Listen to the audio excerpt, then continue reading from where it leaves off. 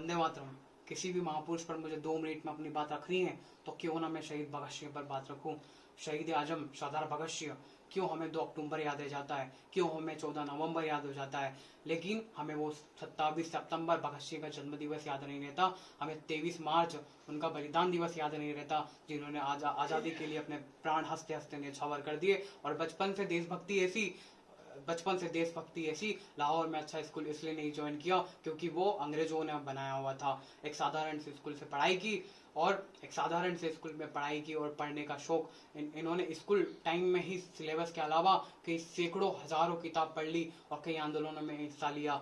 और देश की आज़ादी के लिए जुनून ऐसा, माँ ने शादी की तैयारी कर ली और बेटा शादी कर ले गुड़ी छोड़िए तो कहते हैं दुल्हन मेरी दुल्हन नहीं होगी, आज़ादी ही मेरी दुल्हन होगी। और रातों रात चिट्ठी लिखकर भग गए और लिखा था कि मेरे जज्बातों से इस कदर वाकिफ है कलम मेरी, कि मेरे जज्बातों से इस कदर वाकिफ है कलम मेरी, कि मैं इश्क भी लिखना चाहूँ तो इंकलाब लिखा जाता है, मैं इश्क भी लिखना चाहूँ तो इंकलाब लिखा जाता है। ऐसे थे हमारे शहीद भगत सिंह। सिर्फ 23 साल की उम्र में ये देश के लिए वो कर गए।